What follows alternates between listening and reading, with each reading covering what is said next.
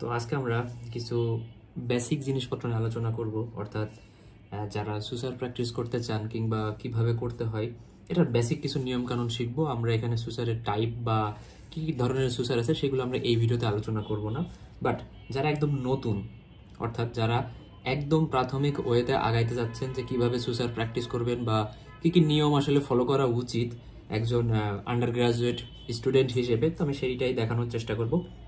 তো এখানে আমার সামনে একটা আছে, এটা হলো সুসার সারফেস বা সুসার প্যাড, এখানে আমি আসলে দেখাবো।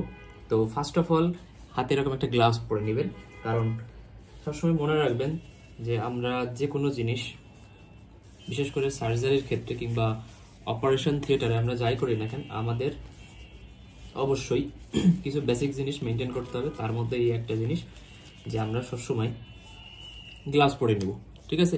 কারণ মোটামুটি এখানে আমাদের সুসার ম্যাটেরিয়াল যা থাকবে এগুলো সবই স্টেরাইল। তো আমাদের হিউম্যান হ্যান্ড নর্মালি আনস্টেরাইল থাকে, তো সেই কারণে আমরা কখনো আনস্টেরাইল ওয়েতে আমরা কোনো জিনিস প্র্যাকটিস করব না।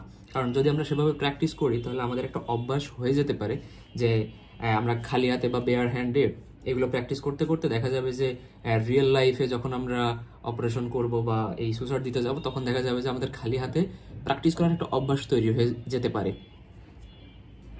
যার কারণে আমরা এই জিনিসটা অ্যাভয়েড করব এবং সবসময় একটা গ্লাভস পরে নেব।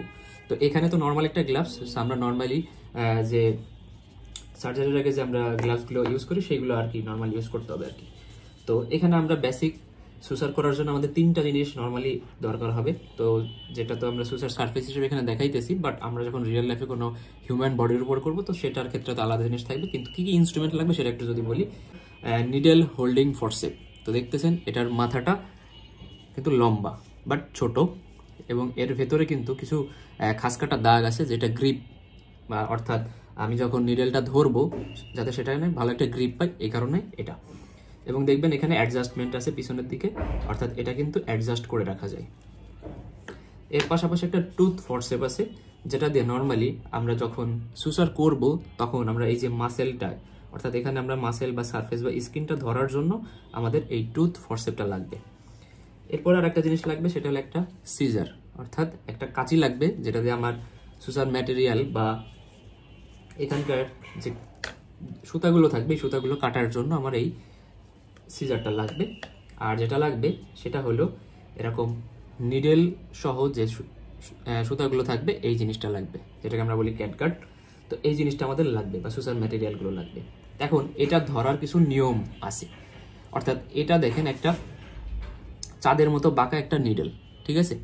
তো সুসারের যে সুসারিং নিডেলগুলো থাকে সেগুলো এরকম বাঁকা থাকে বা কার্ভ থাকে। এখন এটা ধরার কিছু বেসিক নিয়ম আছে, তো আপনি এটা যে কোনো সারফেসের উপর রাখবেন।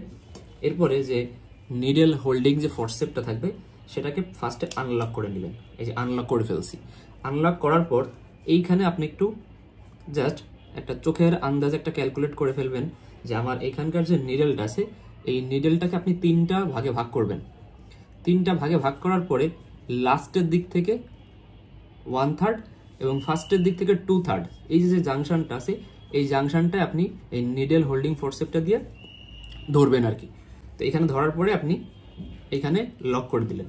তার মানে এখন লক করে দেওয়ার কারণটা হইলো যাতে এটা আর খুলে পড়ে না যায়, কারণ আপনি যখন সুসার করবেন তখন যদি এটা বারবার খুলে পড়ে যায় তাহলে কিন্তু আপনি ঠিকঠাকভাবে কাজ করতে পারবেন না। যার কারণে এটা ধরার পরে অর্থাৎ 2/3 এবং মিডিয়াল 1/3 এই জায়গাটাই ভালো করে ধরার পরে এটা লক করে দেবেন।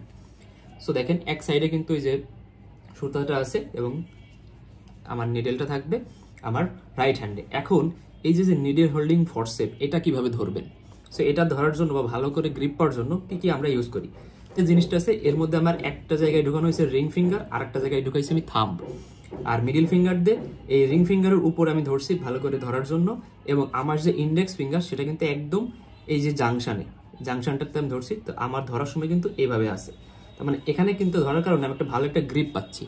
তো গ্রিপটার মানে ভালো করে গ্রিপটা পাওয়ার একটা কারণ হইলো আমি যখন সুসার করব, অর্থাৎ আমার লেফট হ্যান্ডে থাকবে টুথ ডিসেক্টিং ফরসেপ।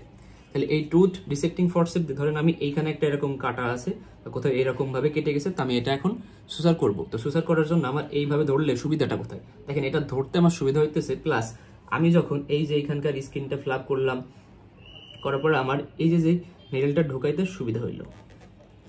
ঠিক আছে। তো আমি আমার হাতটা যদি এভাবে থাকে আমি খুব সহজে ভালো একটা গ্রিপ দিয়ে মানে সুসারটা করতে পারবো।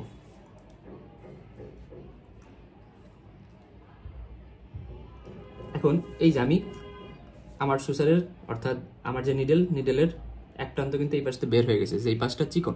তো এখন আমি কি করব, এই জিনিসটা এখন আনলক করব। তো এই যে আমি আনলক করে ফেলছি। আনলক করার পর এই মাথাটা ধরে এখন আমি সুন্দর করে টান দিব।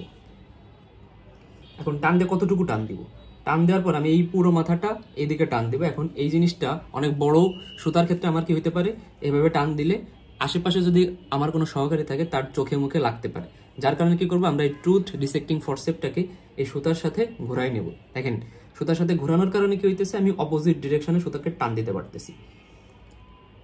এরপর এখানে মিনিমাম বা সুতার যেই শেষ প্রান্ত সেই প্রান্তটার কয়েক সেন্টিমিটার রেখে আমরা এটা থামাবো। এখন থামানোর পর আমি কি করবো, টুথ ডিসেক্টিং ফরসেপটা রেখে দিব। তারপর এই সুতাটা এখন আমি হাতে ধরবো, কারণ আমার হাতে গ্লাভস পরা আছে, সো আনস্টেরাইল হওয়ার কোনো পসিবিলিটি নাই, বা এটা স্টেরাইল ওয়েতেই থাকবে। এখন আমার যে ডান হাতের যে নিডল হোল্ডিং ফরসেপ সেটাকে এখন আমি এর কাছে নিব।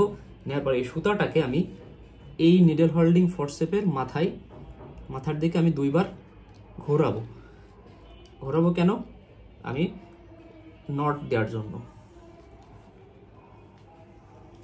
এখানে আমি খুব সহজেই এই প্রান্ত দিয়ে এরকম নট দিতে পারবো। এরপরে আমি এই জিনিসটা 3 থেকে 4 বার রিপিট করব, এবং সেটা ডিপেন্ড করতেছে আমি কোন জায়গায় নটটা দিতেছি।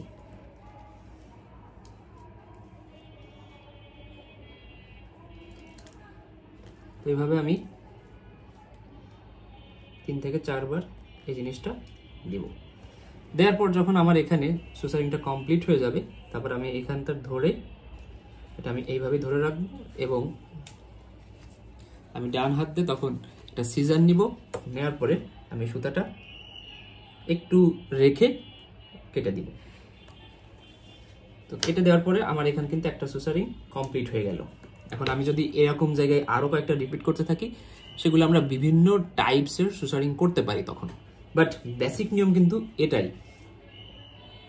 এরপরে আমি এখন এই যে আমার যে নিডলটা আছে, এই নিডলটাকে আমি কিভাবে ধরে রেখে দিতে পারি। এখন এই ক্ষেত্রে আমি এই অপোজিট ডিরেকশনে এভাবে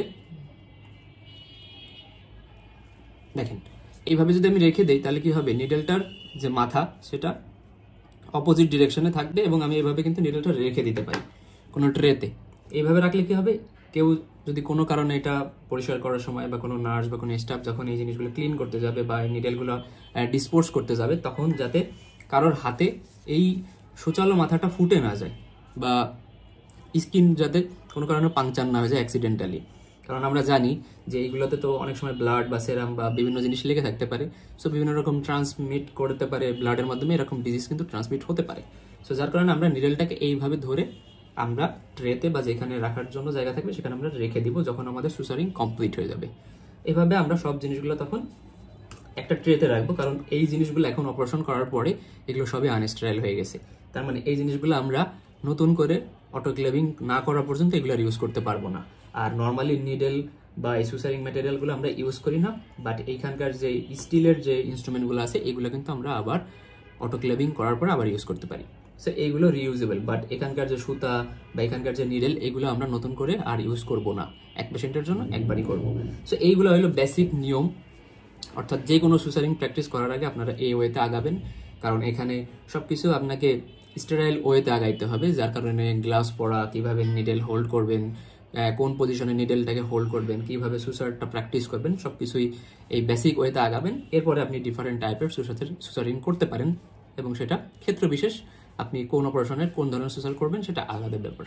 তো এই ছিল আজকের ভিডিওটা, যেখানে আপনি বেসিক ওয়েতে কীভাবে সুসার প্র্যাকটিস করতে পারেন সেটা আমি সম্পর্কে একটু ধারণা দেওয়ার চেষ্টা করছি। আপনাদের জন্য কোনো স্পেসিফিক টাইপের সুসারিং প্র্যাকটিস বা কীভাবে সুসার করতে হয় সেই সম্পর্কে কোনো জানার আগ্রহ থাকে, আপনারা অবশ্যই কমেন্টে নামটা উল্লেখ করতে পারেন, আমি চেষ্টা করবো সেই রিলেটেড কোনো ভিডিও দেওয়ার। আজকের ভিডিওটা এই পর্যন্তই, থ্যাংক ইউ।